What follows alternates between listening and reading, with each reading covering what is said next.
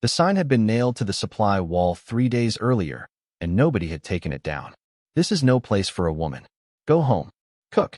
Sergeant First Class Davis read it every morning on her way to the briefing tent, and every morning she said nothing.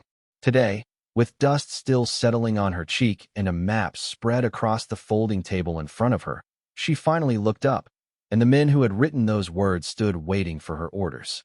Before I tell you what happened next, tell me in the comments where you're watching from. I love knowing who's listening. Nobody in this outpost had asked for her to be there. That was the truth Davis carried every single day, quiet and heavy. Like a second pack, she never got to set down.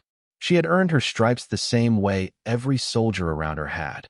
Through years of exhaustion, through night drills and freezing rain, through decisions made in seconds that could not be taken back. And still, when she walked into a room, some men's eyes did not see a sergeant. They saw a woman who did not belong. She had learned to carry it without flinching.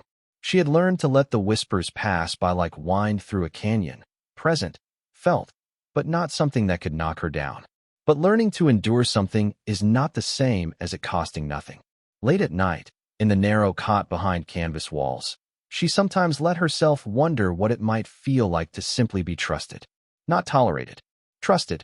That morning, the temperature had already begun to climb, and the air over the outpost shimmered above the sand like something alive. Radios crackled with a report nobody wanted to hear. A supply convoy pinned down in a narrow pass 11 kilometers north, mountains pressing close on both sides, no clear route out, and a storm of dust rolling in that would blind air support within the hour. The captain who should have taken command was down with heat exhaustion, unconscious in the medical tent. Someone had to make the call. Someone had to move now. Davis stepped forward before anyone else did. The men around her, Sage, Mar, and the others whose names were stitched above their pockets, went quiet. Not the easy, respectful quiet of a briefing. A harder quiet. A testing quiet. She felt it settle on her shoulders like a weight she had felt 100 times before. She thought, just for a moment, that they would refuse to follow her. She was wrong. She traced her finger along the map, her hand steady despite the current running beneath her skin. "The pass narrows here," she said, tapping a bend in the terrain. "If we split into 2 teams and take the ridge instead of the road, we cut their response time in half. It's harder. It's also the only way we get there before that storm does." She looked up. She did not raise her voice. She did not need to. "I need an answer in 30 seconds. Are you with me or not?" The silence stretched. Somewhere behind them, a vehicle engine ticked as it cooled. Dust drifted gold through a shaft of morning light, slow and unhurried, indifferent to the tension it floated through. Then Sage uncrossed his arms. Then Mar. One by one, the men who had stood beneath that sign, who had let it hang there without a word, straightened their shoulders and stepped toward the table instead of away from it. They moved out within minutes. What followed was not the kind of chaos people imagine when they picture danger. It was rhythm. It was discipline. Davis led the Ridge team herself, calling adjustments over the radio in a voice that never wavered even as rocks slid beneath their boots and the wind began to howl through the canyon like something with intention.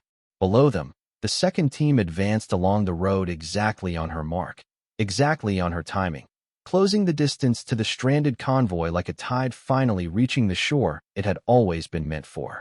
There is a particular kind of tension that lives in the seconds before rescue, a held breath, a stillness so complete it seems to press against the eardrums. Davis felt it as she crested the final ridge and saw the convoy below, pinned but intact, drivers pressed low against their doors, waiting. She felt it break the instant her team's silhouette appeared against the skyline, and she heard, faint but unmistakable over the wind, someone below let out a shout of relief that was quickly caught up by others.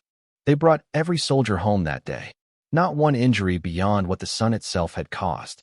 And when the outpost gathered that evening, exhausted and sand-worn, nobody was talking about the sign on the supply wall anymore.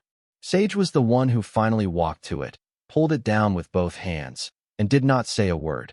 He simply folded it and set it aside, the way you set aside something that no longer has a place among you.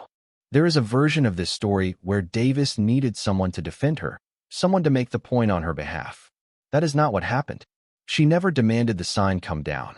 She simply did the work in front of her, again and again, until the men beside her could no longer separate the label they'd been taught from the leader standing right there in front of them. Sometimes respect isn't given. It's witnessed. Because kindness doesn't vanish. It waits, and it finds its way back. And somewhere in that canyon, in the dust and the wind and the weight of a map spread across a folding table, a sign once told a woman she didn't belong. She didn't answer with anger.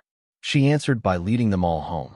If this story moved you, tell us in the comments what leading by example means to you. And if you believe capability has no gender, hit subscribe and stay with us. There are more stories like Davis's waiting to be told.